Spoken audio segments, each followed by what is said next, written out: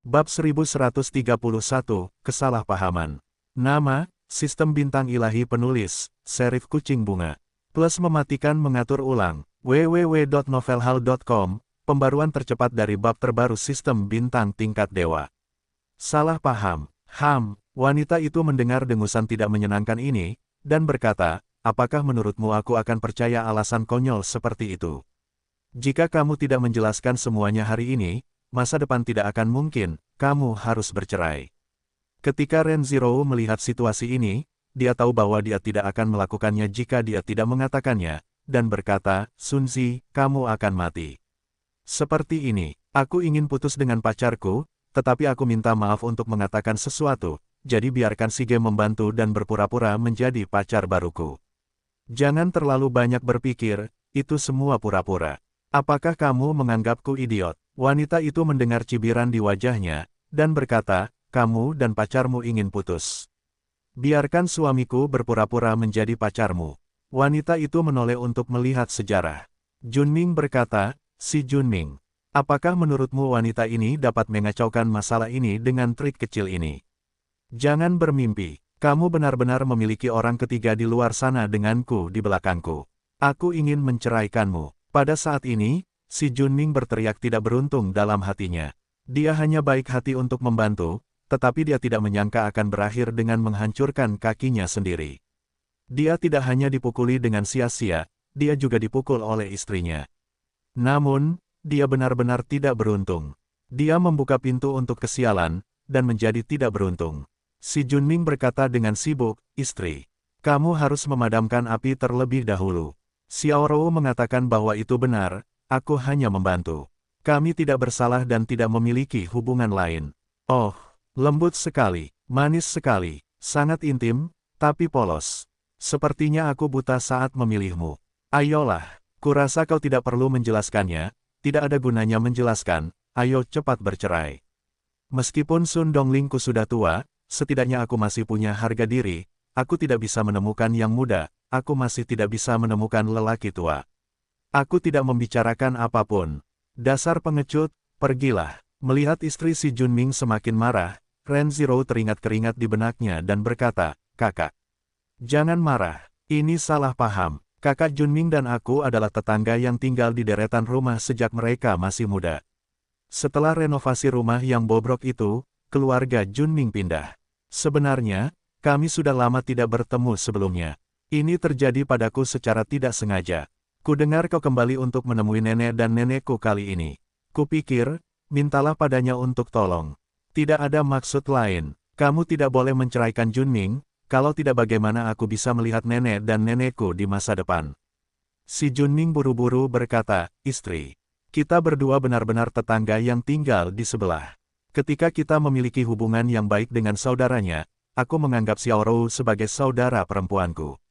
Aku memikirkan saat itu ketika aku kembali untuk menemui orang tuaku. Selama beberapa hari, orang-orang memintaku untuk masalah sepele seperti itu, dan aku juga seorang pembantu. Bagaimana mungkin aku membayangkan bahwa kesalahpahaman seperti itu akan terjadi? Kamu harus tahu ini, dan aku tidak akan membantu hal seperti itu. Setelah mendengar ini, Sun Dongling terdiam. Tampaknya jika memang begitu, itu mungkin bukan hal yang mustahil. Dia menatap Renziro dengan tatapan bingung, dan kemudian menatap Xiaming dengan linglung di sebelahnya. Setelah memikirkannya, dia kembali menatap suaminya dan berkata, apakah kamu benar-benar mengatakan itu?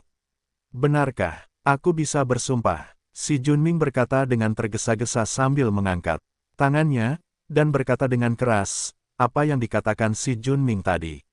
Itu 100% benar. Jika aku berbohong sedikit saja, itu akan membuatku terguncang dan mati. Petik 2. Cukup sudah. Tidak apa-apa, sumpah yang buruk untuk dilakukan. Sun Dongling mengatakan ini, dan dia menghela nafas lega. Sebenarnya, meskipun dia juga tercekik tadi, jika dia ingin benar-benar baik, perceraian si Junming hanyalah kekesalan verbal. Bagaimanapun, kata perceraian sulit diucapkan. Setelah langkah terakhir, pasangan itu tidak bisa bercerai dengan mudah. Memikirkan hal ini, Sun Dongling memikirkan sesuatu lagi, dan menoleh ke Renziro dengan marah, dan berkata, hei. Karena suamiku baru saja membantumu dengan baik. Lalu bagaimana pacarmu bisa memukul seseorang? Xiaming mengerti saat ini sejak lama. Sebenarnya, pukulan terbesar dari percakapan Ren Zhirou adalah dengannya. Dia berkata bahwa dia tidak bisa memikirkan apapun. Itu sama kejamnya seperti itu. Untuk memutuskan hubungannya dengan dirinya sendiri, Ren Zhirou lebih suka mencari seseorang untuk berpura-pura menjadi kekasihnya. Apakah dia benar-benar menyebalkan? Bahkan jika Anda putus, Anda harus berpura-pura bahwa Anda hanya bisa mengatakannya pada diri sendiri. Pikirkan ini, wajah Xiaming penuh dengan ekspresi sedih, sementara itu diam dan terdiam.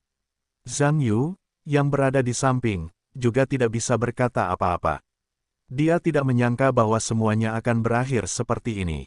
Meskipun dia tidak mencoba untuk melawan si Junming tadi, dia adalah salah satu kaki tangan dalam masalah ini. Yang membuatnya merasa lebih merepotkan adalah orang-orang sudah selesai bermain. Bagaimana menyelesaikan masalah ini adalah hal yang merepotkan. Tentu saja, dia mengerutkan kening. Coba pikirkan apakah kamu bisa memikirkan cara untuk membuat masalah ini semakin kecil. Sudah berakhir. Sebagai salah satu pihak, Ren Zhirou juga meminta maaf kepada si Junming. Meskipun dia tidak bertarung sendiri, semuanya dimulai karena dirinya sendiri. Selain itu, keduanya adalah teman yang tumbuh sejak kecil, dan itu membuatnya bertanya-tanya. Dengan baik berkata, dengan tergesa-gesa, "Maaf, Kakak Junming. Masalah ini memang salah paham, kamu memiliki banyak orang dewasa, maafkan Xiaming. Dia hanya impulsif, tidak ada maksud lain, kalau tidak, biarlah dia yang memberi tahumu." Mohon maaf, si Junming sekarang memiliki hidung dan wajah yang bengkak, dan juga anonim, dengan sedikit kemarahan, "Xiao Rou. Kita adalah tetangga selama bertahun-tahun, dan kita dapat dianggap sebagai teman baik yang telah tumbuh bersama. Jika orang ini tidak memulai denganku, itu hanya mengganggu aku dan saudara iparmu di dunia dua orang, dan aku hanya melihat wajah semua orang yang merupakan teman yang tumbuh bersama, dan melupakannya. Tapi lihatlah wajahku sekarang. Apakah ada tempat yang normal? Kamu biarkan aku menjadi tahun baru Imlek yang besar, bagaimana aku bisa keluar untuk bertemu orang-orang?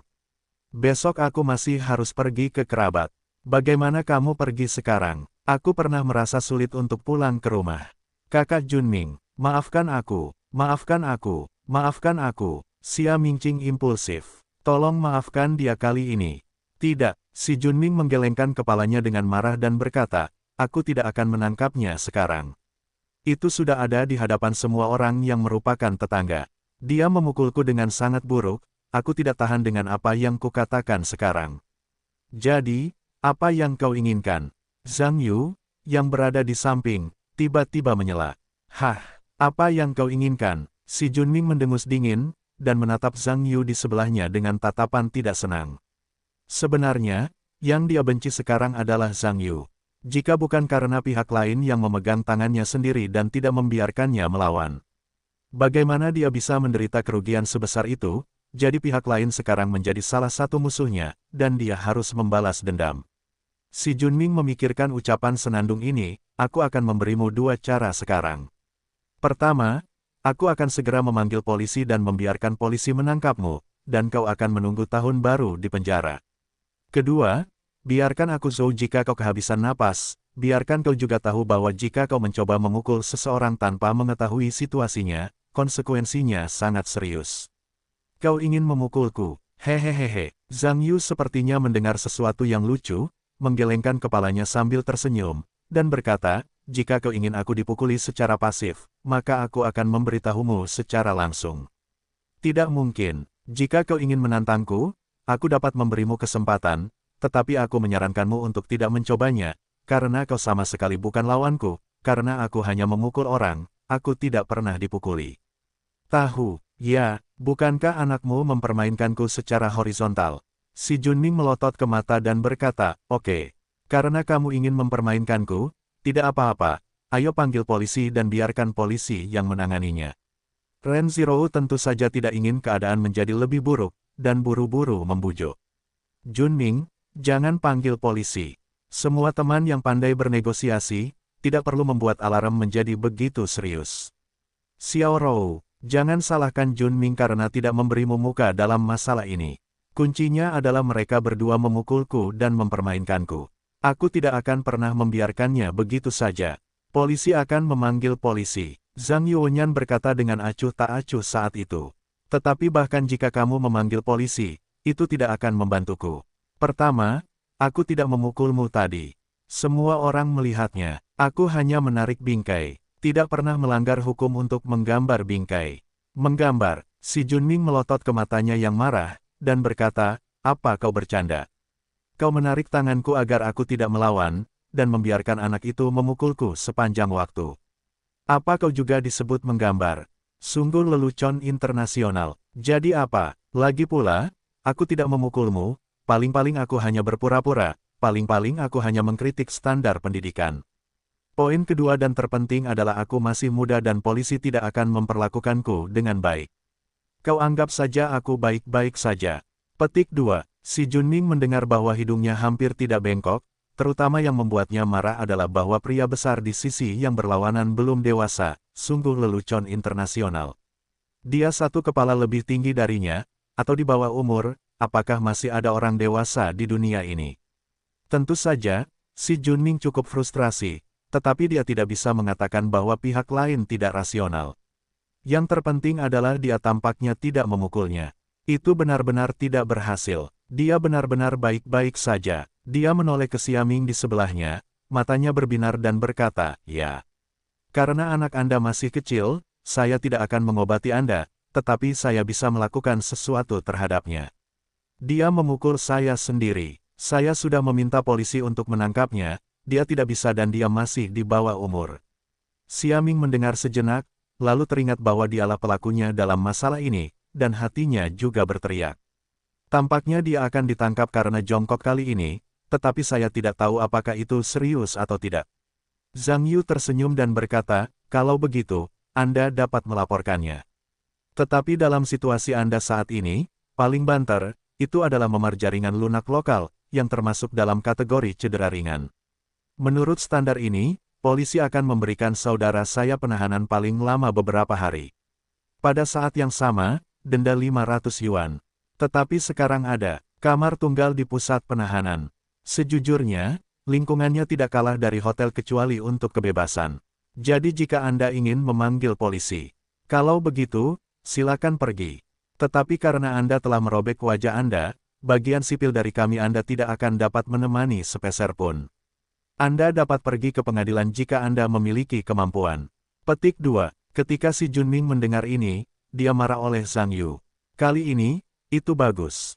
Mendengar artinya, dia dipukuli dengan sia-sia. Sun Dongling mendengar ini dan merasa kesal, lalu berteriak, apakah pukulan suamiku masih tidak ada gunanya? Jika sakitnya ringan, tidak akan berhasil, maka kita akan terluka parah. Suamiku sekarang sakit kepala dan perlu dirawat di rumah sakit. Silakan tunggu di penjara. Zhang Yu tersenyum dan berkata, ya. Kalau begitu kita akan bertemu di pengadilan.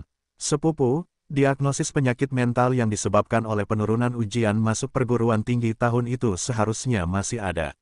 Bagi kalian yang membatasi perilaku sipil, saya percaya bahwa hukum harus untukmu akan ada pengadilan yang adil.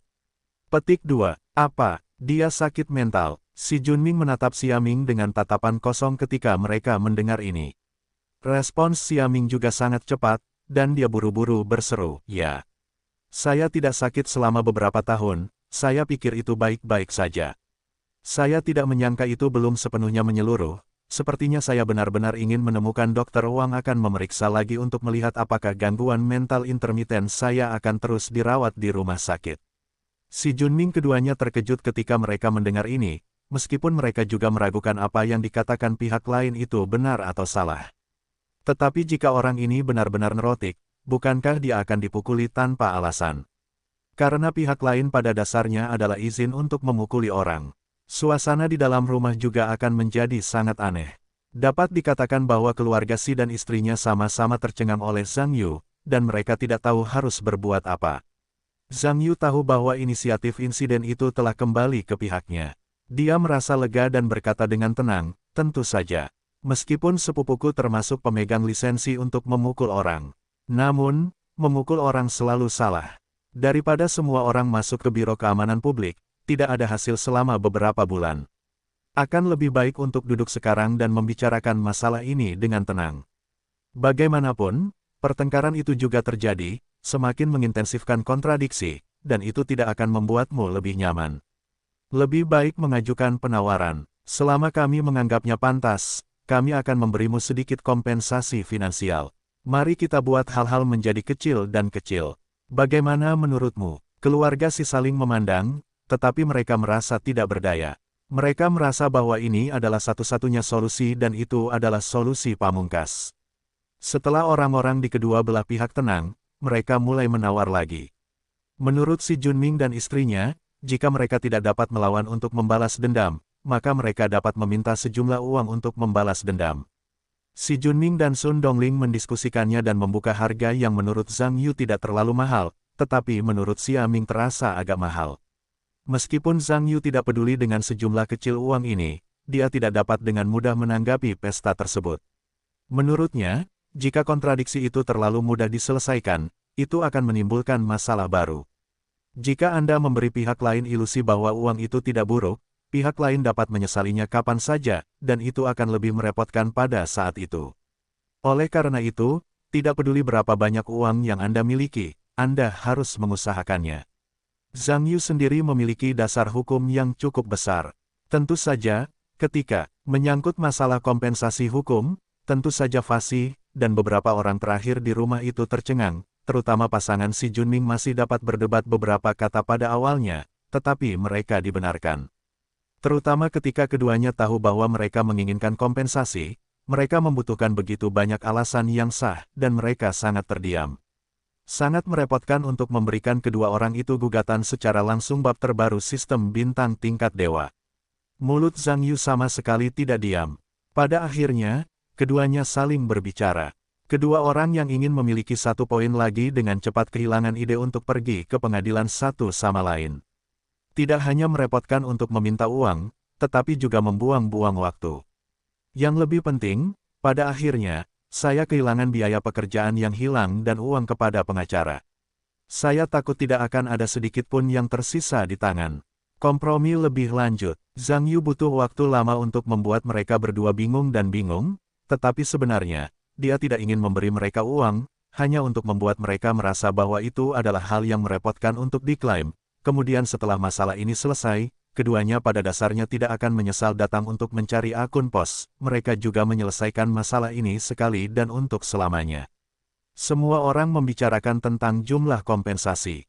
Zhang Yu mengeluarkan uang tunai dan memberikannya kepada pihak lain.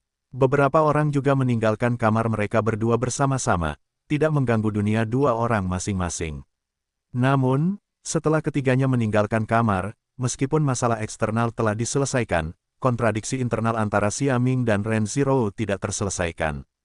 Terutama Xia Ming, dapat dikatakan bahwa sampai sekarang dia tidak bisa menerimanya. Ren Zhirou mencari orang luar untuk berpura-pura menjadi kekasihnya karena dia ingin menyingkirkannya. Apakah dia sangat menyebalkan? Jika orang lain sangat membencinya sekarang, mengapa dia harus berjanji untuk mengejarnya sendiri pada awalnya? Setelah Xia Ming meninggalkan kamar, dia langsung bertanya kepada Ren Zhirou dengan nada sedikit marah, mengapa dia menyakiti dirinya sendiri seperti ini, apa kesalahannya, dan dihina oleh pihak lain dengan cara ini. Ren Zhirou tentu saja sedih, dan di bawah pertanyaan Xia Ming, air matanya tidak mengalir sendiri. Zhang Yu melihat keadaan Ren Zhirou ke samping, dan merasa bahwa masalah ini tidak tampak begitu sederhana. Namun, beberapa orang masih berdiri di koridor hotel saat ini. Bahasa Indonesia, pastinya tidak nyaman untuk mengatakan bahwa hal-hal yang relatif pribadi ini berisik, jadi saya sarankan agar mereka dapat kembali ke kamar dan berbicara dengan hati-hati. Baik Xia Ming maupun Ren Zhirou tidak keberatan, dan ketiganya kembali ke kamar bersama. Karena Zhang Yu merasa bahwa dia masih orang luar dalam masalah ini. Tentu saja tidak nyaman untuk mendengarkan, jadi cari alasan untuk nongkrong dan tinggalkan dua orang untuk berbicara di kamar. Setelah Zhang Yu meninggalkan kamar, dia datang ke lantai pertama hotel. Dia ingin pergi ke kafe untuk minum sesuatu, tetapi karena hari tahun baru, departemen catering hotel ditutup sementara, dan meja depan dapat dibalik untuk mencari kopi instan. Tidak mungkin, Zhang Yu hanya bisa menuang secangkir kopi instan sendiri, duduk diam di lobi hotel, dan menunggu keduanya selesai berbicara.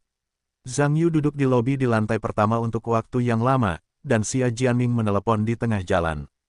Karena telepon Xiaming tidak dapat dihubungi, ia hanya dapat menelepon Zhang Yu dan membiarkan keduanya bergegas pulang untuk makan malam. Sebelum melihat mereka berdua, Zhang Yu hanya membuat alasan untuk mengatakan bahwa ia tidak akan kembali makan. Malam, ia dan sepupunya telah selesai makan di luar. Sekarang ia sedang mandi dan akan membicarakan sesuatu besok. Zhang Yu menutup telepon dan menunggu untuk waktu yang lama, sampai Xiaming memulai ulang dan menelepon dirinya sendiri untuk membiarkannya naik. Ia meninggalkan lobi lantai pertama dan kembali ke kamar. Di dalam kamar, Xiaming dan Ren Zhirou sedang duduk dan berdiri, masing-masing dengan wajah yang berbeda. Xiaming sedikit mengerikan, dan tampaknya sedang memikirkan sesuatu yang membuatnya malu. Ren Zhirou terus-menerus terisak-isak, riasan di wajahnya menjadi sepotong, tampaknya hanya menangis. Meskipun Zhang Yu tahu bahwa suasananya agak salah, tetapi alih-alih tahu untuk apa, dia menatap Xiaming dan berkata, "Sepupu, apakah ada masalah?" Xiaming mendengar desahan ini dan berkata, "Zhang Yu, aku sangat malu. Sepupuku adalah tuan tanah hari ini, dan aku seharusnya menjadi tuan rumah untuk menjamumu. Aku tidak menyangka bahwa aku tidak hanya berakhir dengan persahabatan tuan tanah, tetapi aku telah menyebabkanmu begitu banyak masalah. Ngomong-ngomong, hari ini kamu membayarku uang. Bolehkah aku membayarmu nanti? Uang apa yang bukan uang? Setiap orang adalah keluarga mereka sendiri. Lupakan saja." Zhang Yu tersenyum. "Lupakan saja, tentu saja tidak. Begitu banyak uang, hanya saja aku akan sedikit pelit pada suatu saat, dan uangmu akan membutuhkan waktu lama untuk membayarmu kembali." Zhang Yu berpura-pura tidak senang dan berkata, "Semua orang mengatakan itu keluarganya. Mengapa dia bahkan menyebutkan uang? Sepupu, aku akan marah jika kamu menyebutkan uang lagi." Xiaming mendengar ekspresi bersyukur di wajahnya, dan berkata, "Terima kasih sepupuku. Aku mengingatnya, sepupu. Mari kita menjadi poster di antara saudara-saudara kita." Zhang Yu mengangguk sambil tersenyum, dan memikirkan sesuatu lagi, berkata, "Ya, sepupuku. Apakah ada sesuatu yang terjadi? Apakah ada tempat di mana aku butuh bantuan? Jika demikian, bicaralah saja. Tidak ada apa-apa di antara saudara-saudara kita." Xiaming menghela nafas dan berkata, "Sesuatu benar-benar terjadi. Tetapi hal ini sangat merepotkan. Aku khawatir kamu tidak dapat membantu apapun, mari kita selesaikan sendiri. Bicaralah dan dengarkan. Bahkan jika kamu tidak memberitahu siapapun di dalam hatimu, kamu tidak dapat menyelesaikan masalah, bukan? Jadi bahkan jika aku tidak dapat melakukan apapun untuk membantumu dengan saran, jangan katakan tiga. Aduh, betapa banyak orang yang kuat." Xiaming mengangguk ketika mendengar ini. Sebenarnya, dia merasa sangat tertekan dan harus berbicara dengan orang lain. Bagaimanapun, Zhang Yu sudah jelas tentang urusannya sendiri, bahkan jika dia memberitahu dia. Memikirkan hal ini, dia tiba-tiba teringat sesuatu, dan berkata, "Ya, Zhang Yu. Aku baru saja mendengarkanmu tadi, dan kamu tampaknya mengerti hukum." "Tidak apa-apa, aku membaca banyak buku, terkadang aku membaca beberapa buku hukum." "Ada apa, sepupu? Apakah kamu tidak mendapat masalah hukum?" "Aku tidak ada di sana. Sebenarnya, adikmu Rou yang sedang dalam masalah sekarang." Berbicara tentang Xiaming, dia menatap Ren Zhirou dengan tenang. Ketika Ren Zhirou mendengar ini, dia terisak lebih keras, seolah-olah Xiaming telah berbicara tentang kesedihannya. Xiaming Ping mendapatkan kembali suasana hatinya dan berkata, "Begitulah masalahnya. Kakak laki-laki saudara perempuanmu Rou, yang terobsesi dengan perjudian daring dalam beberapa tahun terakhir, telah kehilangan banyak uang bolak-balik, tetapi keluarga tidak pernah mengetahuinya. Saya meminjam banyak riba di luar, karena belum tersedia, dia seharusnya dibawa pergi oleh orang-orang dari perusahaan peminjaman, dan orang-orang tidak dapat dihubungi. Sekarang orang-orang dari perusahaan peminjaman telah menemukan rumah mereka dan ingin membunuh, biarkan cepat siapkan uang di rumah, atau lepaskan saudaranya." Petik 2. Itu saja, tetapi perilaku pihak lain harus ditahan secara ilegal. Mengapa tidak menelepon polisi? Alarm itu tidak berguna, karena orang-orang di perusahaan peminjaman tidak secara langsung mengatakan bahwa mereka akan membawanya pergi, tetapi hanya menyebarkan kabar untuk membuat keluarga merasa bahwa mereka bersama mereka. Dan saudaranya juga menelepon kembali di tengah jalan dan tidak mengatakan di mana orang-orang itu berada. Biarkan saja keluarga membantu menyiapkan uang, kalau tidak, dia akan sengsara. Tetapi jutaan bukanlah jumlah yang kecil. Bisakah saudari Rou menyelesaikannya di rumah? Xia Ming berkata dengan desahan sedih dan berkata, tidak, itu tidak dapat menyelesaikan masalah. Apakah kamu merasa kesulitan sekarang? Seperti yang kamu katakan, jutaan bukanlah jumlah yang kecil. Keluarga saudara perempuanmu Rou hanyalah upah. Itu hanya sebuah keluarga. Bahkan jika mereka menjual rumah mereka sekarang, mereka tidak dapat menghasilkan banyak uang untuk melunasi hutang. Kali ini, saudara perempuanmu Rou ingin putus denganku, tetapi dia dipaksa oleh masalah ini. Karena dia tahu bahwa aku sama, aku tidak dapat mengeluarkan sejumlah besar uang. Dia ingin putus denganku kali ini karena seorang bos kaya mengejarnya untuk waktu yang lama dan selalu ingin membesarkannya, tetapi dia menolaknya sejak lama. Sekarang setelah hal semacam ini terjadi, bos besar itu juga satu-satunya harapannya, jadi dia ingin menunggu setelah putus denganku, dan kemudian tinggal bersama bos besar itu. Tentu saja, bos itu juga telah berjanji padanya, jika saudara perempuanmu Rou bersedia dibesarkan olehnya, dia akan mengambil pinjaman itu dan menyelamatkan kakak laki-lakinya. Oh, tidak heran saudari Rou mencari bantuan dari nama keluarga itu sih. Sepertinya dia takut memberitahumu bahwa seseorang ingin membesarkannya, dan kamu tidak akan setuju. Kamu benar, alasan mengapa adikmu Rou meminta bantuan marga itu terutama karena bos besar itu sedikit lebih tua. Jika dia membawa bos itu secara langsung, aku pasti akan meragukannya, jadi aku akan mencarinya. Seorang tetangga dengan citra yang lebih baik daripada bos itu membantuku sehingga aku tidak akan meragukannya dan membiarkannya begitu saja.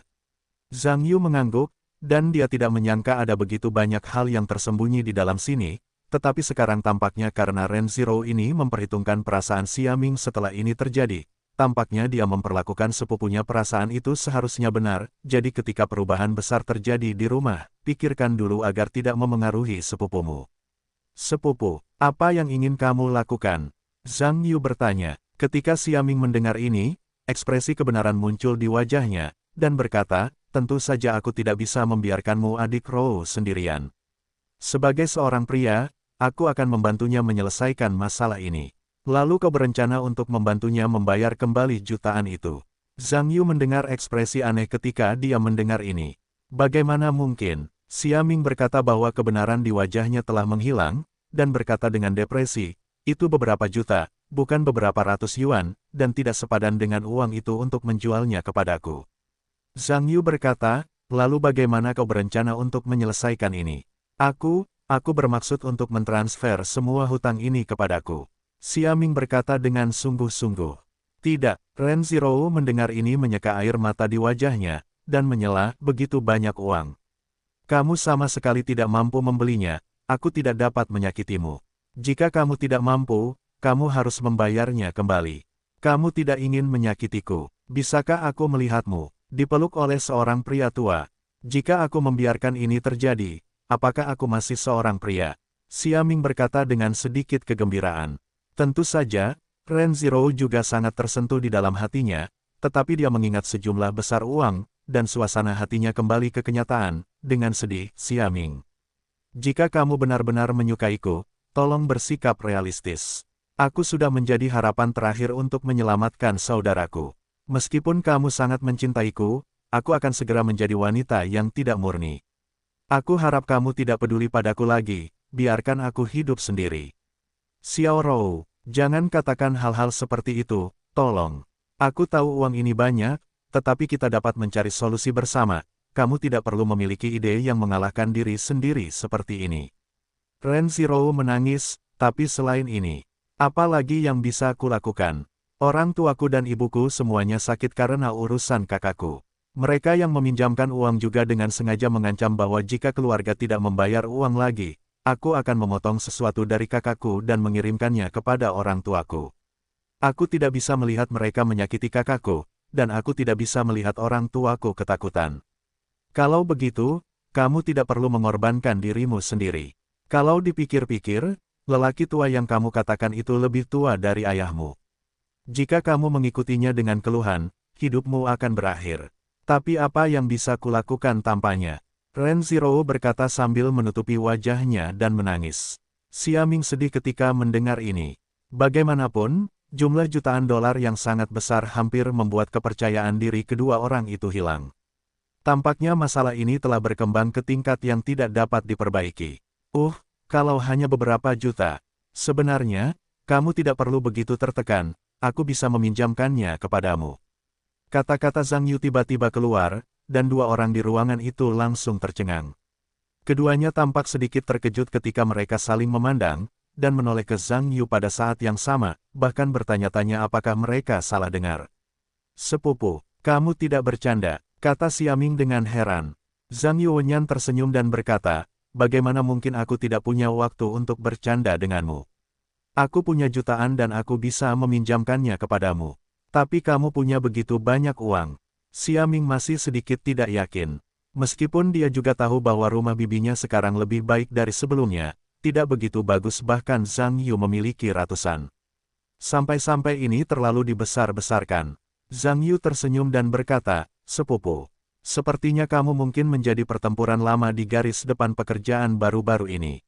Aku tidak terlalu memperhatikan sepupumu dan urusanku. Sebenarnya, aku kadang-kadang menulis beberapa lagu untuk dijual. Industri musik dalam negeri agak terkenal. Untuk mengatakan bahwa saya telah menghemat banyak uang dalam beberapa tahun terakhir. Tidak masalah meminjamkanmu jutaan. Petik 2. Bisakah kau menulis lagu? Apa? Aneh. Bukan itu. Cuma, bolehkah aku punya uang sebanyak itu untuk menulis beberapa lagu? Jangan meremehkan orang lain. Tidakkah kau tahu bahwa uang di dunia sastra adalah uang terbaik untuk dihasilkan? Dan lagu-lagu yang sepupumu dan aku tulis semuanya adalah lagu-lagu hits. Pernahkah kau mendengar tentang dataran tinggi Qinghai Tibet? Sepupumu dan aku yang menulisnya. Apa? Dataran tinggi Qinghai Tibet adalah karyamu. Tentu saja, banyak lagu emas terpopuler dalam 2 tahun terakhir adalah karyaku. Seperti, dia datang untuk mendengarkan konserku, kau adalah mataku, tidak bisa hidup tanpamu, pemahaman, pintu tidak terkunci, ditaklukkan, 10.000 kaki, kebahagiaan yang mantap, bunga lili liar juga memiliki musim semi, dan Xiaming dan Ren Zhirou. Tercengang oleh nama-nama lagu yang diucapkan Zhang Yu satu demi satu.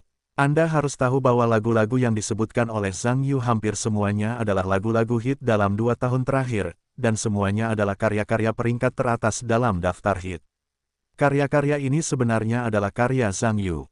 Apakah itu palsu? Xiaming dengan cepat mengangkat telepon dan mencari nama penulisnya. Ketika dia melihat nama penulisnya, Octopus, dia buru-buru berkata, tidak, sepupu. Penulis lagu yang kamu katakan bernama Octopus dan milikmu. Nama-namanya juga berbeda. Berbicara tentang ini, melihat wajah Zhang Yu yang terdiam, dia juga bereaksi dan memarahi dirinya sendiri dengan bingung. Zhang Yu, gurita, ternyata itu adalah seseorang. Xiaming memikirkan hal ini, dan kemudian mencari pengantar gurita penulis. Itu tertulis dengan jelas di Ensiklopedia Universal. Gurita, nama pena, nama asli Zhang Yu, seorang komposer muda berbakat di Tiongkok, juga diprediksi akan menjadi komposer teratas dalam sejarah perkembangan manusia. Salah satu rumah. Aku bergantung pada sepupuku. Kamu terlalu hebat. Online mengatakan kamu tidak hanya seorang jenius, tetapi juga seorang jenius di antara para jenius. Apakah kamu selalu berpikir bahwa sepupumu, aku sedang membual? Zhang Yu juga terdiam. Bagaimana mungkin? Sebenarnya, sepupu kamu selalu menjadi idola di hatiku. Siapapun yang membual, kamu tidak bisa membual. Xiaming sekarang dalam suasana hati yang baik, dan dia memiliki kerabat yang begitu bersemangat. Tampaknya masalah ini harus dapat diselesaikan dengan lancar. Setelah mendengar sanjungan Xiaming, Zhang Yu tidak hanya tidak tersenyum, tetapi ekspresinya lebih serius, berkata, sepupu. Kamu tidak perlu khawatir tentang uang, aku bisa meminjammu. Xiaming tentu saja tersenyum dan senang ketika mendengar ini. Bahkan Ren Zhirou juga menunjukkan ekspresi gembira di wajahnya. Tentu saja, jika dia bisa membukanya, dia pasti tidak ingin menjadi istri kedua seorang lelaki tua. Memikirkannya akan membuatnya merasa muak. Jika sepupu Xiaming benar-benar dapat membantu dirinya sendiri, dia dapat merasa nyaman dengan Xiaming. Hanya dengan cara inilah kehidupan yang diinginkannya. Xiaming sangat gembira sekarang, bersyukur, terima kasih atas sepupumu. Terima kasih banyak, kamu dapat yakin, aku pasti akan menemukan cara untuk mengembalikan uang sepupu-sepupu ini kepadamu di masa depan. Ren Zhirou juga berkata, Zhang Yu, jangan khawatir. Aku akan membayar uang ini dengan sepupumu saat itu. Ketika Xiaming mendengar kata-kata Ren Zhirou, dia bahkan lebih gembira. Bagaimanapun, pihak lain bermaksud bahwa dia pasti akan menikahi dirinya sendiri, dan kemudian hubungan antara dirinya dan pihak lain akan memiliki hasil yang sempurna. Zhang Yu melirik mereka berdua dan berkata, sebenarnya, jangan terlalu senang untuk kalian. Menurutku, bahkan jika kalian dapat memasukkan uang ini sekaligus, itu mungkin tidak menyelesaikan masalah apapun. Xiaming dan Ren Zhirou mendengarkan satu sama lain pada saat yang sama. Mereka berdua tampak sedikit bingung dan tidak mengerti apa yang dikatakan Zhang Yu. Zhang Yu menoleh ke Ren Zhirou dan berkata, Kakak Rou, tidakkah menurutmu kakakku itu mengerikan? Aku punya pepatah, anjing tidak dapat mengubah apapun. Aku tidak berpikir orang yang berjudi akan memiliki ide memakan garis kebijaksanaan yang panjang. Kakak Rou sangat mungkin setelah masalah ini diselesaikan, kakak laki-laki itu akan kembali dan memperburuknya. Kali ini berutang jutaan dolar. Bagaimana jika kamu menandatangani puluhan juta lain kali? Apa yang akan kamu lakukan? Menemukan 10 sepupu untuk mengumpulkan uang. Xiaming mendengar peringatan Zhang Yu, dan tentu saja dia ingat masalah serius ini, tetapi dia bukan orang gila. Dan tidak bisa membantu bajingan ini setiap saat. Memikirkan hal ini, Leng mendengus, dan berkata, kemampuanku terbatas. Aku hanya bisa membantunya kali ini. Jika dia terus kecanduan berjudi seperti ini, dia hanya bisa mengakui bahwa dia telah selamat. Setelah mendengar ini, Zhang Yu menatap Ren Zhirou lagi dan berkata, Kakak Rou. Bagaimana denganmu? Apakah menurutmu begitu? Ren Zhirou menganggukkan kepalanya dan berkata, itu hanya bisa begitu. Lagi pula, keluarganya tidak membuka bank. Tidak mungkin baginya untuk mengumpulkan begitu banyak uang untuk membayar utang berulang kali. Bagaimana dengan orang tuamu? Apakah menurutmu begitu? Zhang Yu bertanya. Mereka, Ren Zhirou berkata bahwa kesedihan orang tuanya muncul di benaknya, dan dia terdiam. Benar sekali, Ibu. Banyak saudara laki-laki yang bisa berutang begitu banyak di luar sana dan harta rampasan orang tuamu yang biasa. Kali ini mereka sedikit takut, orang tuamu takut setengah mati. Lain kali bagaimana jika seseorang memotong asteris dan mengirim mereka, bukankah orang tuamu akan berhati lembut dan takut, dan tolong selamatkan saudaramu lagi. Ren Zhirou terdiam dan tidak tahu bagaimana menjawabnya. Seperti yang dikatakan Zhang Yu, kakak laki-lakinya adalah karakter yang keras kepala di rumah, dan itu tidak dapat dipisahkan dari kerusakan orang tuanya.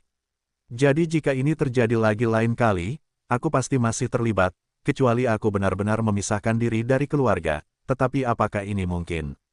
Dia juga orang yang berhati lembut. Kalau tidak, kamu tidak dapat berencana untuk dibesarkan oleh seorang pria tua untuk urusan kakak laki-laki. Ketika Xiaming melihat ini, dia juga tahu rasa malu Ren Zhirou, dan berkata, kakaknya seharusnya tidak begitu tidak tahu malu. Kali ini hampir menyakiti kebahagiaan adik perempuannya. Apakah dia masih akan memiliki wajah lain kali? Zhang Yu mencibir, dan berkata, sepupu. Sekali, akan ada yang kedua. Bagi mereka yang berjudi dan suka meminjam uang, apalah mukanya, tidak berharga di hadapan jutaan. Bukankah itu yang terjadi sekarang? Ketika Xiaming mendengar ini, dia terdiam. Ruangan itu sunyi untuk beberapa saat, dan Ren Zhirou, yang merasa sedikit lemah, terisak lagi. Xiaming mengerutkan kening, menatap Zhang Yu, dan berkata, sepupu. Apakah kamu punya saran bagus? Kamu tidak bisa mengabaikan kakak laki-lakinya. Kakak Rou, jangan terlalu sedih. Menurutku, semuanya masih bisa diselesaikan. Tapi menurutku solusi sekali dan untuk selamanya tidak akan memiliki efek pendidikan pada kakak Rou. Cara terbaik adalah membuatnya sederhana. Itu rumit. Itu jalan yang benar. Komplikasi. Ketika Xiaming mendengar kekosongan wajah ini, Ren Zhirou tentu saja bingung, dan tidak tahu apa yang dimaksud Zhang Yu. Zhang Yu melihat mereka berdua saling menatap, tersenyum, dan berkata, maksudku sebenarnya sangat sederhana. Kali ini, aku tidak bisa membantu kakak laki-lakinya mengembalikan uang itu sekaligus, jadi dia tidak akan khawatir, dan lain kali aku akan meminjam lebih banyak uang untukmu untuk membayarnya kembali. Jika kamu tidak peduli, itu akan menjadi satu tangisan, 2 masalah, 3 kali gantung, dan mengancam orang tuamu untuk kembali, sehingga orang tua akan memintamu lagi, dan mungkin tidak akan pernah punya kepala. Jadi sekarang biarkan perusahaan peminjaman di luar terus menekan, dan menurutku itu masih perlu, karena itu akan memaksanya untuk menyingkirkan kebiasaan buruk ini, dan membuatnya menjadi bakat lagi adalah hasil yang kita inginkan. Xiaming tidak merasakannya ketika dia memberitahu kakak laki-lakinya untuk hidup kembali. Ren Zhiro terkejut, yang dia inginkan adalah hasilnya. Jika kakak laki-lakinya dapat memilih untuk menjadi orang baru, semua yang telah dia bayar juga sepadan. Ren Ziju berkata, Zhang Yu, apakah kamu punya ide bagus? Selama kakak laki-lakiku masih hidup, aku akan mendengarkanmu. Ketika Xiaming mendengar ini, dia buru-buru menepuk dadanya dan berjanji, sepupu. Aku juga mendengarkanmu. Kamu bisa membiarkanku melakukan apapun yang kamu inginkan. Zhang Yu tersenyum dan berkata, sebenarnya, metodeku sangat sederhana. Biarkan pemberi pinjaman mengizinkanmu merumuskan metode angsuran dengan berbagai properti. Pembayaran dengan mencicil. Xiaming berpikir sejenak, dan sedikit bingung, tetapi pemberi pinjaman itu bukan bank. Bagaimana mungkin kami membiarkan kami membayar dengan mencicil, dan tampaknya itu masih merupakan metode pembayaran dengan mencicil yang sangat rumit. Kedengarannya agak rumit, tetapi penerapannya tidak rumit. Mengenai perusahaan pinjaman yang Anda sebutkan, saya rasa Anda tidak perlu khawatir. Sekarang tekanan yang mereka berikan pada keluarga Sister Row seharusnya hanya membuat orang tua Sister Row takut. Biarkan keluarga menjual rumah sesegera mungkin untuk mengumpulkan uang. Saya percaya bahwa sebelum mereka dapat memperoleh uang, bagaimana mungkin mereka tidak mengambil Anda, jika penerima utang melompat dari gedung, bukankah itu seperti ayam terbang, bahkan tidak mendapatkan uang. Jadi kalian jangan khawatir. Ketika Xiaming dan Ren Zhiro mendengar ini, mereka merasa bahwa Zhang Yu benar, terutama Ren Zhiro, yang merasa lega untuk pertama kalinya. Sebenarnya, saya yakin Anda harus tahu sedikit lebih banyak. Para pemberi pinjaman itu hanya menginginkan uang, dan kami tidak memberi mereka uang, kami hanya membayar mereka kembali dengan mencicil, selama rencana pembayaran kami masuk akal dan kompak. Satu hal, saya yakin mereka tidak akan keberatan. Kedengarannya rumit, Xiaming menggaruk kepalanya dan berkata, aku khawatir mulutku tidak akan berfungsi. Mungkin, Zhang Yu berkata, mungkin bukan aku. Aku akan bertanggung jawab untuk berbicara dengan mereka tentang hal itu, dan kamu hanya duduk dan menganggukkan kepalamu. Xiaming merasa lega ketika mendengar Zhang Yuken yang bertanggung jawab atas negosiasi tersebut, dan berkata, terima kasih atas sepupumu. Aku akan yakin denganmu. Terima kasih atas ucapan terima kasihmu. Tapi mari kita kemukakan beberapa kata yang buruk. Jika masalah ini diselesaikan, bagaimana kamu akan berutang padaku? Xiaming menegakkan tubuh dan berkata, bisakah kamu tenang, sepupu? Aku berutang padamu, kamu dapat membayarnya kembali perlahan-lahan dengan gajimu. Itu sebabnya aku tidak khawatir. Sepupu hanya beberapa juta, bukan beberapa ratus dolar. Bahkan dengan hubungan kita, aku dapat menghindari bagian bunga dan aku dapat meninggalkanmu lebih banyak pada waktunya. Tapi itu hanya bagian pokok. Apakah kamu pikir kamu mampu membelinya dengan gajimu? Zhang Yu bertanya. Xiaming sedikit terkejut saat mendengar ini. Dia tidak tahu bagaimana menjawabnya. Dia hanya punya beberapa ribu yuan sebulan. Bahkan jika dia tidak makan atau minum selama setahun, itu puluhan ribu yuan.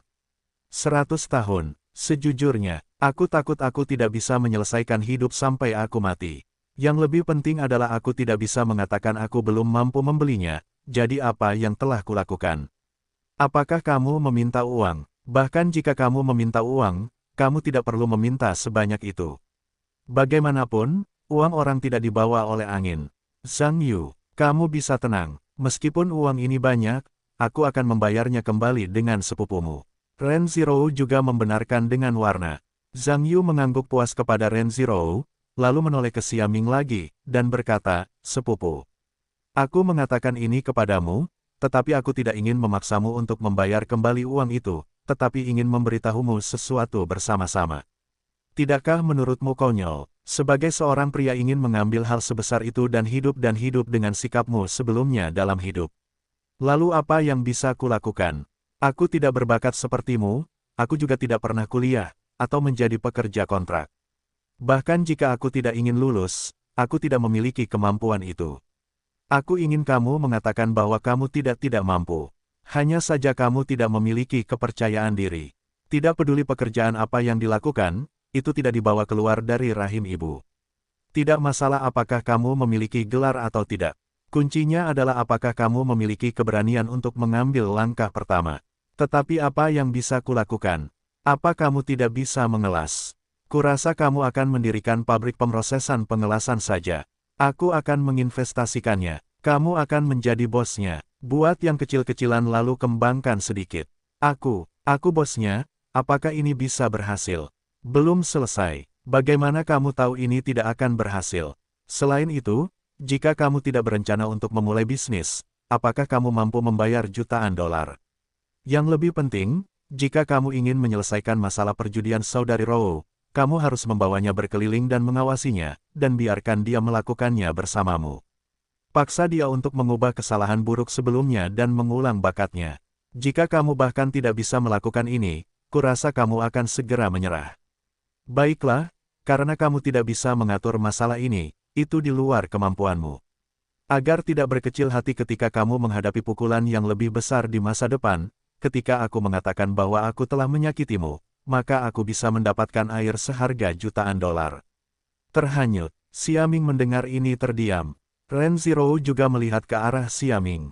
Sebenarnya, dalam hatinya, tentu saja, dia berharap pihak lain akan setuju, karena hanya dengan cara ini dia dapat membuktikan bahwa pria yang disukainya adalah pria yang bertanggung jawab.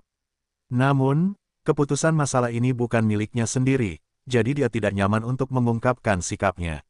Satu-satunya orang yang akhirnya dapat memilih adalah Xiaming sendiri. Xiaming menoleh ke Renziro. Dia juga tahu bahwa jika dia ingin bersama, dia harus memprovokasi tanggung jawab dan tanggung jawab sebagai seorang pria, seperti yang dikatakan Zhang Yu. Jika dia terus bergaul seperti ini, dia tidak akan menikah. Apa gunanya? Karena Anda tidak dapat membawa kebahagiaan ke pihak lain, hanya menyakiti pihak lain. Xiaming memikirkan hal ini, dan wajahnya tidak pernah lebih serius, dan berkata, "Sepupu, Anda benar. Jika saya ingin memberi Xiaorou kebahagiaan, saya tidak dapat melakukannya saat ini, tetapi bukan hanya saya.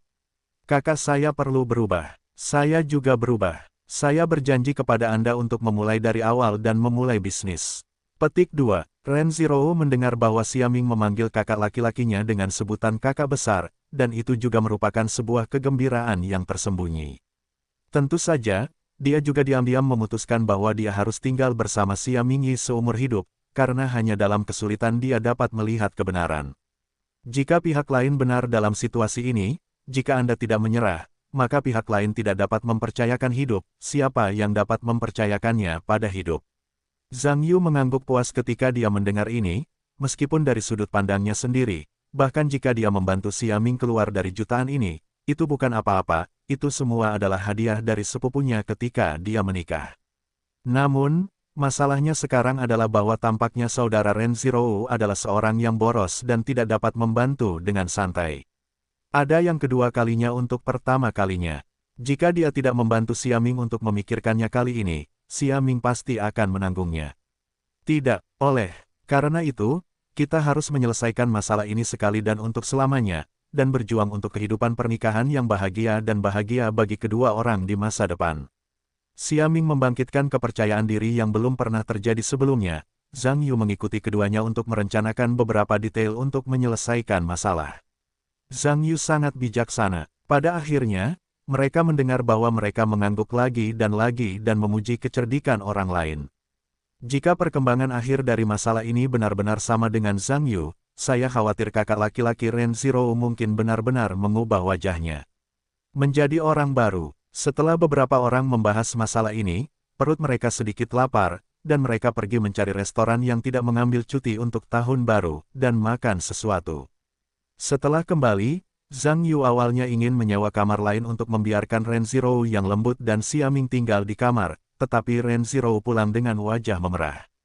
Xiaming tertekan dan Zhang Yu berkata bahwa keduanya masih polos, dan tindakan terbesar hanyalah berciuman. Mendengar ini Yu sangat terdiam, sepupunya dan pihak lain bahkan belum tidur, mereka bersedia membantu pihak lain untuk menanggung hutang mahasiswa baru seperti itu. Sungguh bodoh tidak ada seorang pun keesokan harinya. Zhang Yu dan Yu Meixiu telah berencana untuk kembali ke Zonghai hari ini, tetapi karena Zhang Yu telah berjanji untuk pergi ke rumah Ren Zero untuk membantu dan perusahaan pinjaman yang bertanggung jawab untuk negosiasi, mereka berencana untuk tinggal di ibu kota provinsi selama beberapa hari lagi.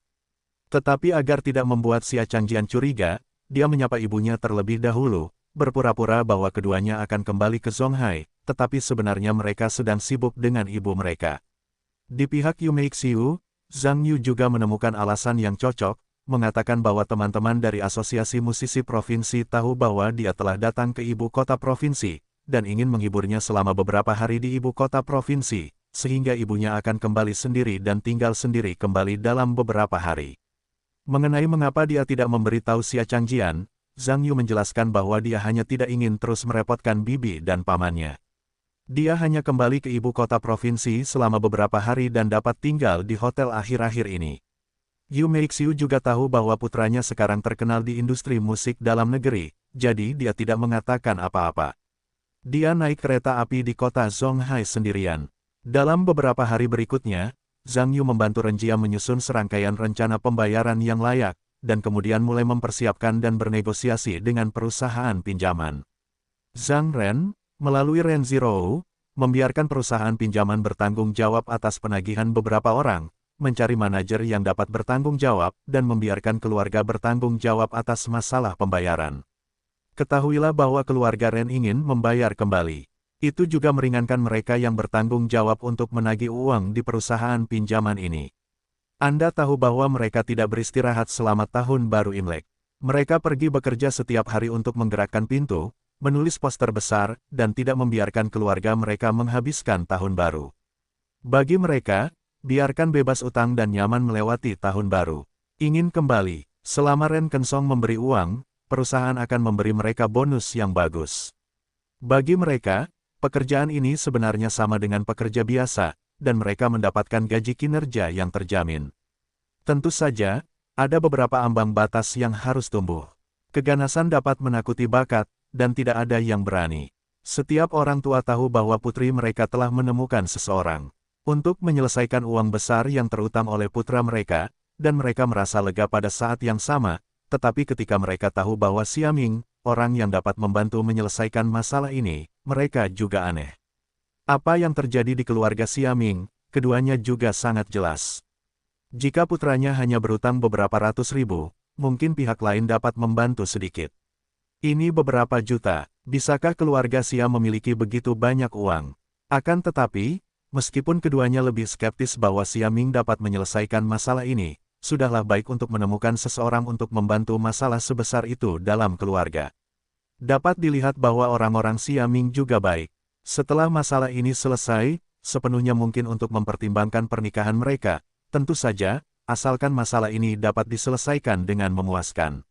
Namun ketika Zhang Yu dan Xiaming datang ke rumah Ren bersama-sama, orang tua Ren tercengang.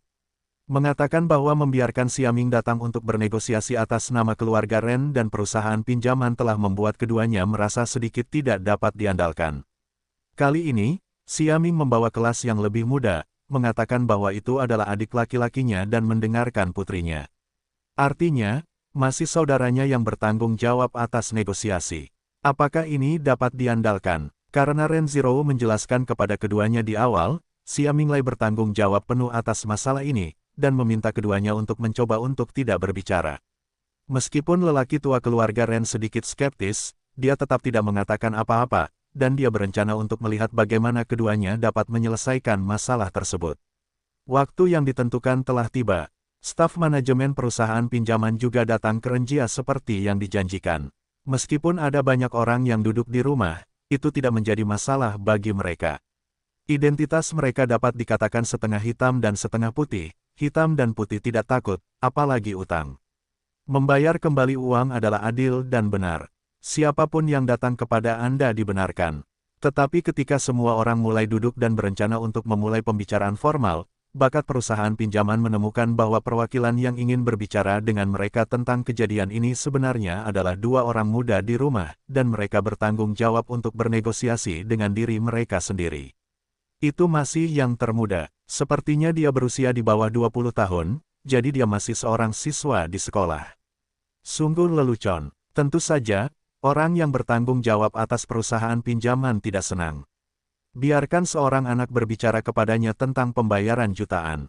Mungkinkah pihak lain mempermainkannya? Orang yang bertanggung jawab atas perusahaan pinjaman sangat tidak senang, dan menoleh ke bawahannya yang bertanggung jawab untuk mengumpulkan uang. Keduanya juga menghitung dan bekerja sama untuk waktu yang lama. Pria besar yang bertugas mengangguk-mengangguk, dan segera mengerahkan kekuatan mereka lagi, membuat orang takut. Baginya, dua nirwana utama, legal dan menakut-nakuti, sangat diperlukan untuk melakukan pekerjaan dengan baik dalam mengumpulkan uang. Terutama anak kecil seperti Zhang Yu, yang bisa buang air kecil di celana hanya dengan sedikit ketakutan, secara alami bukan apa-apa di matanya. Sangat disayangkan bahwa Dahan tidak menyangka bahwa meskipun dia menggunakan gayanya sendiri sebagai raja, orang lain di ruangan itu juga tampak sedikit malu-malu, tetapi justru pemuda yang menurutnya paling harus ditakuti, tetapi dia tidak mengubah wajahnya. Tidak peduli, situasi ini membuat pria yang suka menindas itu merasa sangat tidak tahu malu, dan mulai menarik lengan dan lengan bajunya untuk mulai meningkatkan level intimidasinya. Sebenarnya, menurut pendapatnya, mengenai pemuda Zhang Yu yang tidak responsif, selama dia memberinya 2 tamparan, dia akan tahu bahwa panci itu terbuat dari besi. Tetapi ketika pria besar ini melambaikan tangannya dan bermaksud menamparkan Zhang Yu, dia malah diperbaiki dengan parah oleh pihak lain. Zhang Yu benar-benar memukul lawannya, yang tidak hanya membuat keluarga Ren takut, tetapi juga Xiaming. Bagaimanapun, pihak lain tidak sendirian, ada begitu banyak saudara muda di sekitar. Mereka semua memiliki lengan besar dan pinggang bundar. Jika ini dilakukan, itu pasti yang tua, yang lemah, yang sakit, dan yang sakit. Seperti yang diharapkan, bos dipukuli oleh pihak lain. Meskipun beberapa orang di sekitarnya yang bertanggung jawab atas penagihan utang tidak sengaja, mereka juga mengerumuni. Mereka harus segera kembali ke tempat mereka berada. Tetapi pada akhirnya, semua orang tercengang. Orang-orang ini benar-benar diperbaiki oleh Zhang Yu sendiri. Barulah orang yang bertanggung jawab atas perusahaan pinjaman itu tahu bahwa meskipun Zhang Yu menganggapnya sebagai yang termuda di sini, sebenarnya dia orang yang keras kepala. Lagi pula, orang-orang yang bertanggung jawab atas penagihan utang bukanlah orang biasa. Pihak lain dapat menang lebih banyak dengan lebih sedikit, dan sangat mudah untuk menang. Tampaknya mereka bukan orang biasa. Setelah pertarungan antara kedua pihak, kepala perusahaan pinjaman itu juga menghadapi Zhang Yu untuk pertama kalinya, dan berencana untuk duduk dan membicarakannya dengan serius, tetapi karena pihak lain memukulnya, menurut pendapatnya, dia mengambil inisiatif dalam masalah ini. Juga datang ke pihak saya. Tetapi ketika orang yang bertanggung jawab atas perusahaan pinjaman itu duduk dan mulai berbicara dengan Zhang Yu, dia menyadari bahwa kekuatan pihak lain itu masih tersembunyi di belakangnya. Zhang Yu sama sekali tidak peduli dengan pukulan itu. Alih-alih mendorong pukulannya sepenuhnya, dia juga menjadi arogansi pihak lain, mengatakan bahwa pihak lain itu semakin jarang berkelahi, dan dia melawan balik untuk membela diri, dan dia belum dewasa. Alasan-alasan ini dikatakan tidak memiliki alasan untuk disangkal. Orang yang bertanggung jawab atas perusahaan pinjaman dapat dikatakan sekarat oleh Zhang Yuqi, tetapi pihak lain mengatakan sesuatu yang masuk akal. Mengenai bagian hukum, dia mengeluarkan ponselnya dan memeriksanya, yang memang sama dengan apa yang dikatakan pihak lain. Pada akhirnya, dia hanya bisa menyerah. Gunakan ini untuk saling menamparkan. Dari awal hingga sekarang, orang yang bertanggung jawab atas perusahaan pinjaman merasa bahwa dia telah kewalahan oleh pihak lain.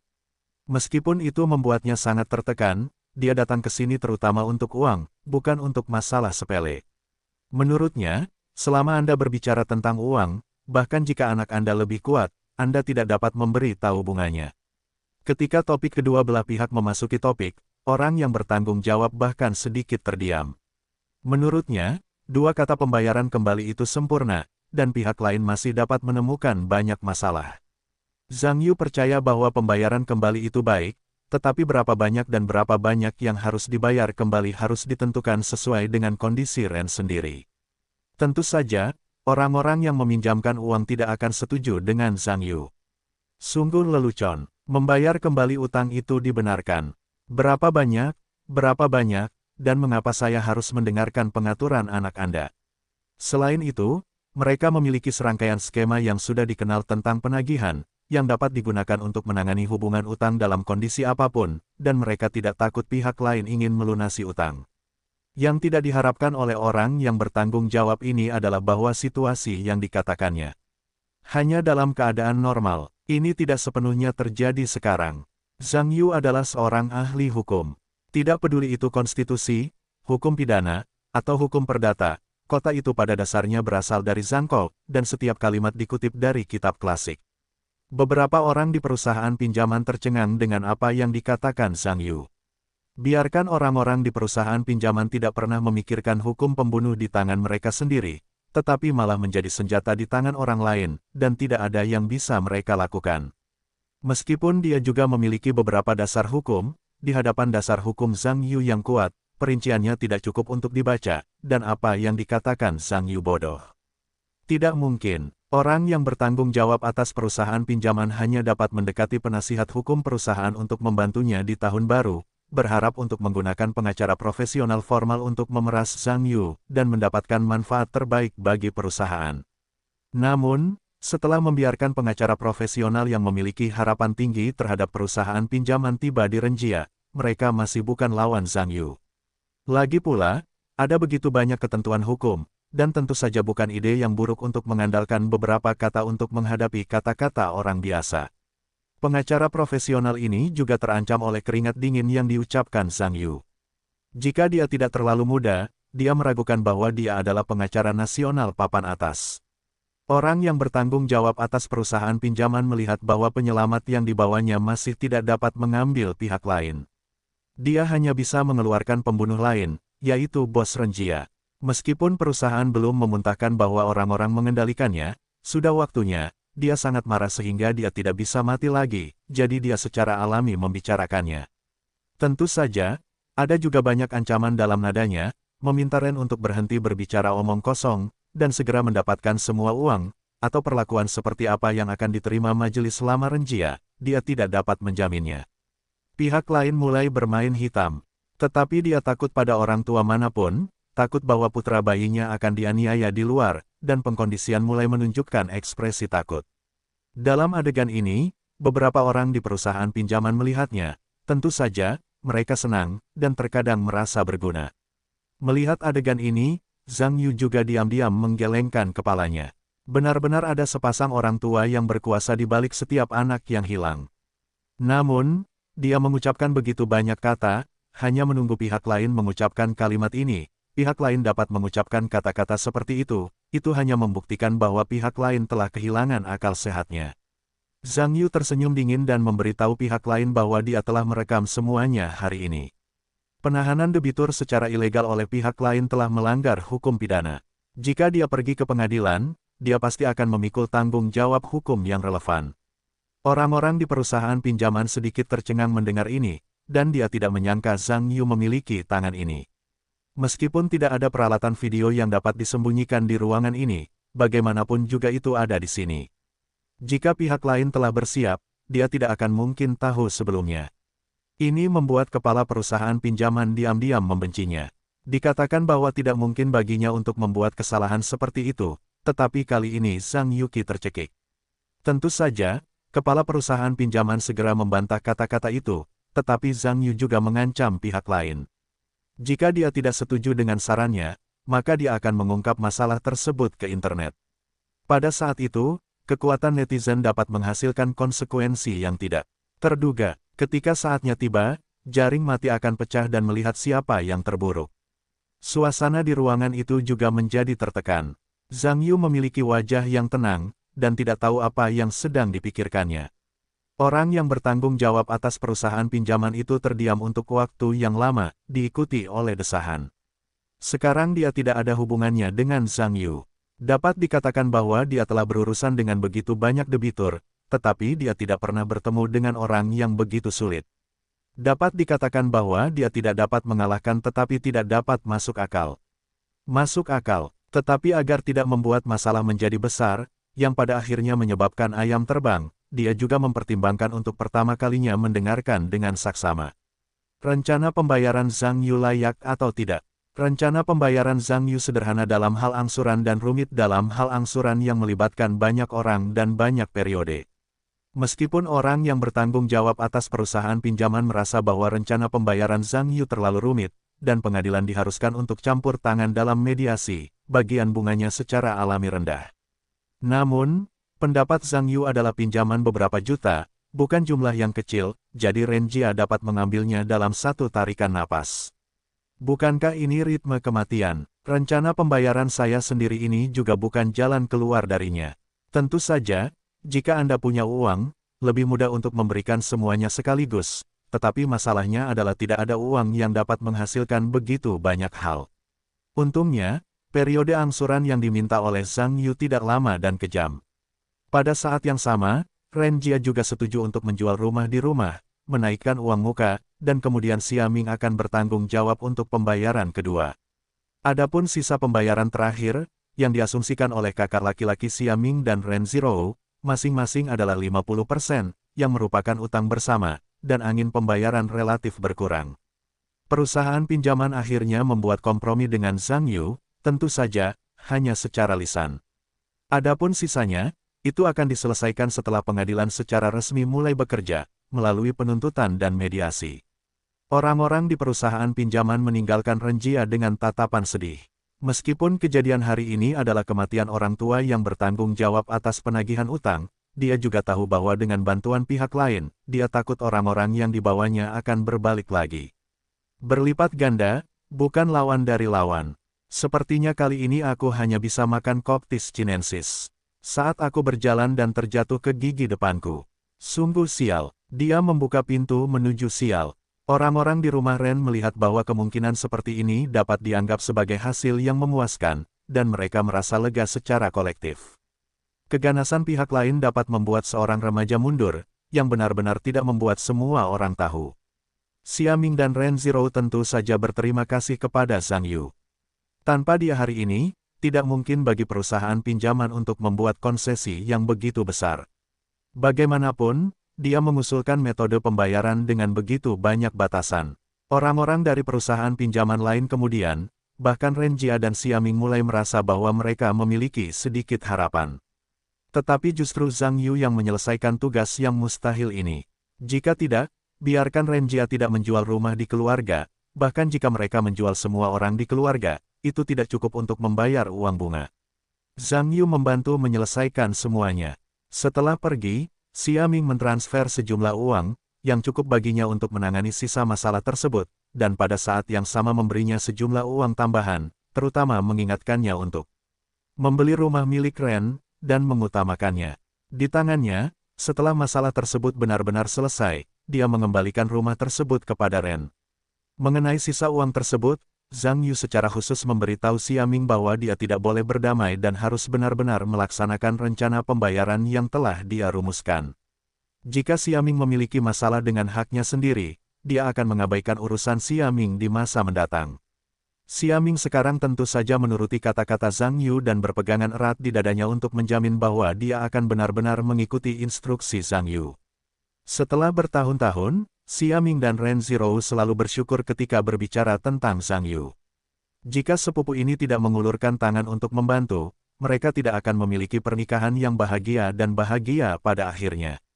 Tentu saja, orang yang paling berterima kasih kepada Zhang Yu adalah kakak tertua Ren Zhirou. Meskipun ada tekanan eksternal dari perusahaan pinjaman dalam beberapa tahun pertama, dia masih menggertakkan giginya dan bertahan dalam apa yang disebut kehidupan seperti neraka ini. Tetapi juga karena tekanan ini, dia secara bertahap memahami makna hidup, dan kemudian, berdasarkan pengalaman berharga mempelajari teknologi dengan Xia Ming, dia memulai bisnisnya sendiri dan menjadi bos, dan membentuk kehidupan keluarga yang bahagia. Jadi ketika dia tahu bahwa itu semua berasal dari bantuan Zhang Yu, dia juga berterima kasih kepada Zhang Yu.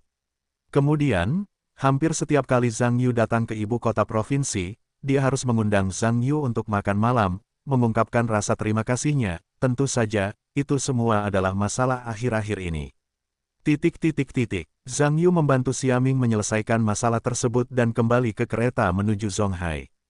Pada hari ke-15 bulan pertama, Yu Meixiu kembali ke sekolah, karena semester ini sekolah akan beralih dari tahap teori ke tahap praktik berikutnya.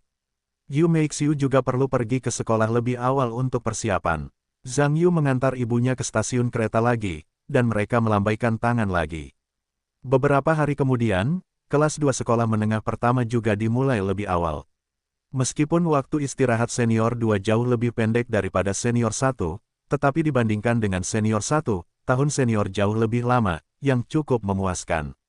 Nilai kelas 12 pada semester terakhir cukup baik di kelas biasa kelas 2.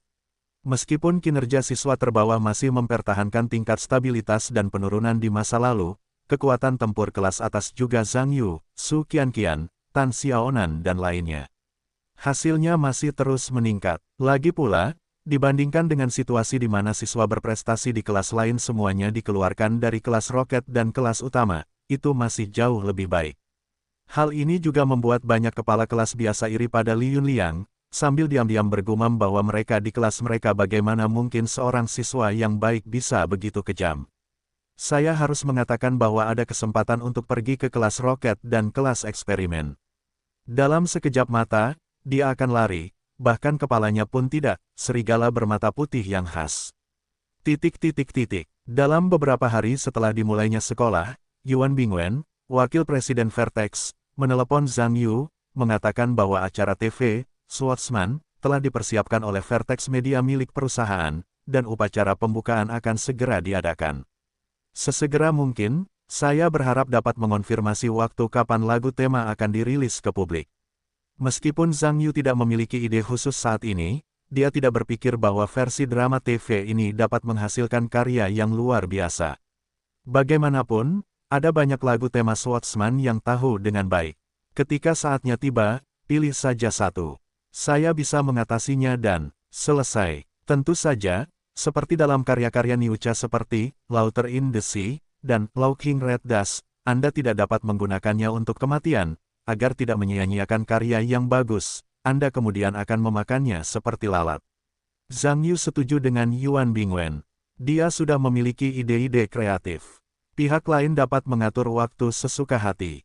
Ketika perusahaan perlu merekam sampel, dia dapat menyiapkan karyanya sendiri. Faktanya, ketenaran Zhang Yu di kalangan musik domestik sekarang luar biasa, dan banyak lagu emas paling populer di internet dalam beberapa tahun terakhir berasal dari kreasi Zhang Yu. Yuan Bingwen secara alami tidak meragukan pihak lain dalam hal musik. Faktanya, Yuan Bingwen sekarang sangat mengagumi Zhang Yu. Bagaimanapun, dia tampaknya menjadi orang yang serba bisa dari pihak lain. Dia belum pernah melihatnya sebelumnya, dia biasanya ingin memiliki hubungan yang baik. Ngomong-ngomong, Yuan Bingwen mengundang Zhang Yu, berharap dia bisa membantu pertunjukan saat serial TV itu direkam dan konferensi pemutaran perdana diadakan. Zhang Yu tidak menolaknya saat itu. Bagaimana mengatakan bahwa Vertex juga merupakan perusahaan kontrak miliknya sendiri. Meskipun kedua pihak dalam kontrak tersebut memiliki hubungan kerjasama, wakil presiden secara pribadi mengundangnya, dan tentu saja dia harus memberi muka dan setuju. Setelah sekolah dimulai, Zhang Yu melanjutkan waktu pukul 3 di telepon lagi. Tetapi pada suatu siang, Ningqin menelepon dirinya sendiri ke kantor wakil kepala sekolah. Zhang Yu pergi untuk mengetahui bahwa itu adalah pimpinan asosiasi atletik. Melalui hubungan biro olahraga kota, dia dapat mengetahui di mana Ningqin berada. Saya berharap Zhang Yu dapat bergabung dengan tim atletik kota, berpartisipasi dalam pelatihan pra-pertandingan provinsi, dan akhirnya berpartisipasi dalam tim atletik provinsi. Zhang Yu sebelumnya telah menolak undangan asosiasi Tianxi. Pada saat itu, pihak lain adalah melalui hubungan Jia Jilin. Saya tidak menyangka bahwa pihak lain tidak menyerah, dan sekarang menemukan Ningqin melalui wakil direktur biro olahraga kota.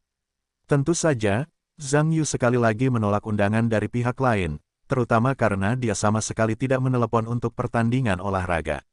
Sekarang dia tidak punya waktu untuk pergi ke sekolah dan sekolah sepanjang hari.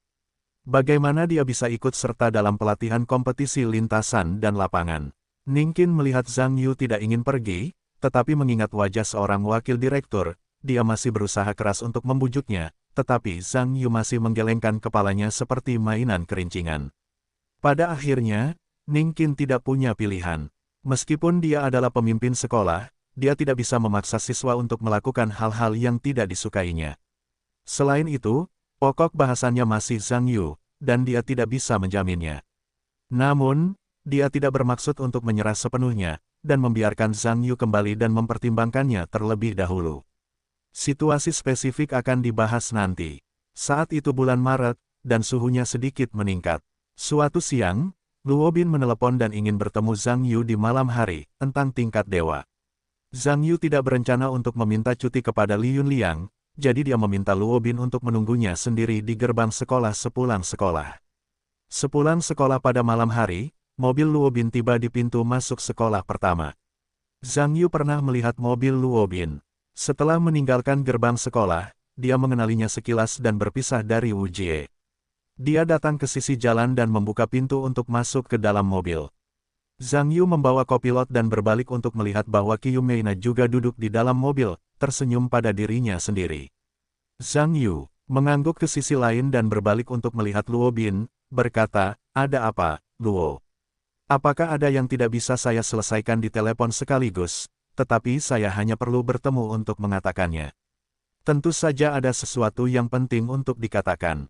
Tidak nyaman di telepon. Benar, apa yang ingin kamu makan? Ayo cari tempat yang tenang dan bicara sambil makan. Apakah kamu punya sesuatu untuk dimakan? Kamu putuskan. Aku mahasiswa biasa, tidak masalah apa yang kamu makan. Jika kamu mahasiswa biasa, maka tidak ada orang biasa di dunia ini. Luo Bin selesai berbicara dan menatap Qiu Meina, dan berkata, "Nana, apakah ada restoran dengan lingkungan yang relatif tenang? Baiklah, mengapa kita tidak pergi ke Hotel Mandarin? Departemen makanan dan minuman di sana buka 24 jam sehari, ada makanan Cina dan Barat, dan lingkungannya bagus. Ada kamar-kamar single yang tenang dan cocok untuk mengobrol. Baiklah kalau begitu, pergi saja ke Hotel Mandarin." Luo Bin mengangguk, menyalakan mobil, dan melaju-maju. Beberapa orang terdiam, dan mobil dengan cepat melaju ke tempat parkir bawah tanah Hotel Mandarin. Setelah keluar dari mobil, beberapa orang datang ke departemen catering dan mendapati bahwa meskipun sudah larut malam, masih banyak orang yang makan. Luo Bin meminta pelayan untuk mengatur kamar single yang relatif tenang, diikuti dengan setiap pesanan. "Katakan sesuatu," Zhang Yu berkata setelah pelayan meninggalkan ruangan. Luo Bin berkata, "Sebenarnya, aku menemukanmu kali ini. Aku punya kabar baik untukmu. Sertifikat kualifikasi yang dikirim oleh perusahaan kami kali ini telah lulus evaluasi awal oleh Komite Tender Ekstensi Universitas Normal. Proses penawaran formal telah dimulai." Petik 2. Oh, tahap survei sebelum pembukaan penawaran seharusnya telah lulus. Tentu saja telah lulus. Kalau tidak, bagaimana mungkin menjadi penawar yang memenuhi syarat? Saya ingat tidak banyak standar untuk standar yang dikatakan Direktur Huang saat itu. Apakah semuanya telah diselesaikan sekarang? Semuanya sudah diselesaikan. Sebenarnya, saya sudah sibuk dengan masalah ini selama beberapa bulan terakhir. Pasangan Ten dan Ni Huang telah banyak membantu kali ini. Ten Huang tidak hanya membantu kami dengan banyak pekerjaan komunikasi di komite. Perusahaan kami juga telah meningkatkan modal dalam perpajakan. Saat itu, istrinya juga membantu menghemat banyak biaya operasional. Dapat dikatakan bahwa sekarang perusahaan kami telah mencapai standar dalam tinjauan teknik, pada dasarnya menunggu tender formal untuk dimulai sekarang. Apa yang akan kita lakukan selanjutnya? Langkah selanjutnya adalah menyampaikan proposal desain teknik kita ke unit manajemen penawaran. Sebenarnya, komite memiliki proposal desainnya sendiri, tentu saja, itu hanya bagian konseptual. Anda juga tahu bahwa konsep pendidikan memiliki arti waktu dan berat. Apakah arti waktu dan arti berat? Zhang Yu mengangguk dan berkata, "Bagaimana dengan di bawah ini? Berikut ini adalah semua unit penawaran. Mereka dapat memberikan rencana desain lengkap untuk ditinjau oleh panitia. Tentu saja, mereka juga dapat memberikan tinjauan pengiriman konsep desain. Namun, semakin lengkap rencananya, semakin tulus dan mudah untuk lulus tinjauan. Lulus, maka biaya desain mungkin harus ditanggung oleh perusahaan teknik itu sendiri, yang termasuk dalam kategori risiko anggaran. Penawaran ditandai, dan panitia tidak akan membayar risiko ini." Setelah itu, Luo Bin mengambil salinan dari tasnya. Dokumen itu mengatakan, "Lihatlah. Ini adalah standar teknik dan biaya yang dikeluarkan oleh panitia untuk setiap perusahaan yang mengajukan penawaran. Biayanya dapat berfluktuasi hingga 5%. Terakhir kali Anda tidak mengatakan bahwa Anda memiliki perusahaan yang kuat yang dapat menyediakan desain untuk kami, sebuah rencana. Terserah Anda sekarang. Jika rencana desainnya bagus, dan hubungan kita, masih ada harapan besar untuk memenangkan proyek." Zhang Yu mengambil alih proposal desain yang diserahkan oleh Luo Bin dan memeriksanya dengan saksama. Tentu saja, Zhang Yu yang asli hanya dapat memahami sebagian saja dengan keterampilan lain, tetapi ia segera menambahkan keterampilan desain bangunan, dan kemudian jauh lebih sederhana dan lebih jelas setelah membaca dokumen ini. Sambil melihat dokumen tersebut, Zhang Yu muncul dengan berbagai skema desain dalam benaknya. Ia ingin melihat skema desain mana yang lebih cocok untuk proyek perluasan universitas normal kali ini. Luo Bin melihat Zhang Yu sedang serius melihat dokumen-dokumen itu, tetapi ia tidak merasakan apa-apa pada awalnya, tetapi setelah waktu yang lama, ia merasa sedikit aneh. Bagaimanapun, tawaran teknik profesional seperti itu jelek jika ia bukan seorang profesional. Awalnya, Luo Bin masih menunggu Zhang Yu mengerti sesuatu untuk ditanyakan pada dirinya sendiri. Namun, pelayan sudah mulai melayani, Zhang Yu masih melihat dokumen, sepertinya dia tidak bertanya pada dirinya sendiri. Bisakah berkas proyek yang rumit seperti itu dipahami oleh pihak lain? Zhang Yu memandang sebentar, lalu mengangguk, dan berkata, Lao Luo. Apakah menurutmu bagian penawaran panitia penyelenggara mengalami peningkatan besar di periode selanjutnya? Luo Bin berpikir sebentar dan berpikir, 5% sudah menjadi batas atas. Seharusnya tidak besar di periode selanjutnya. Alasan utamanya adalah penawaran saat ini akan menunjukkan ukuran anggaran secara terpisah, dan pemerintah tidak sebodoh beberapa tahun pertama. Proyek pemerintah umumnya tidak diizinkan sekarang. Peningkatan anggaran besar, jadi melampaui standar adalah pelanggaran kontrak, yang harus ditanggung oleh perusahaan. Itu harus ditulis dengan jelas sebelum penawaran dimenangkan. Adapun 5% yang tertulis di atas, hanya ada ruang untuk negosiasi dalam keadaan tertentu. Misalnya, internasional dan domestik memang ada peningkatan tajam dalam bahan baku, del. Bagaimanapun, industri konstruksi dalam negeri telah menjadi lebih formal dalam beberapa tahun terakhir, dan Komisi Inspeksi Disiplin Pemerintah juga terlihat ketat, dan pada dasarnya sulit untuk menemukan celah. Petik 2. Bagaimana jika kita memberikan beberapa opsi bagi pihak lain untuk dipilih? Misalnya, ada 3 set rencana tingkat tinggi, sedang, dan rendah, yang masing-masing menyediakan anggaran standar yang berbeda. Tidak bisakah panitia mengubah standar yang ada? Ini, Luo Bin menunjukkan ekspresi malu, dan berkata, Xiao Zhang. Tidakkah menurutmu aku jelek? Tidak apa-apa, tidak kasar, kamu yang mengatakannya, ide dari beberapa skema yang kamu katakan. Sebenarnya, itu agak aneh. Pertama-tama, kali ini perluasan universitas normal, pemerintah berharap untuk menghabiskan lebih sedikit uang dan membangun proyek peremajaan kelas atas. Bahkan jika kita melewati hubungan kuning antara direktur dan panitia penyelenggara telah menurunkan standar untuk pekerjaan lelang dan rencana konstruksi kita, tetapi itu bukan pengurangan yang tidak terbatas. Jika rencana kita terlalu berbeda dari rencana desain orang lain, apalagi panitia penyelenggara bahkan jika kita takut kita tidak akan memiliki kepercayaan diri untuk memenangkan proyek.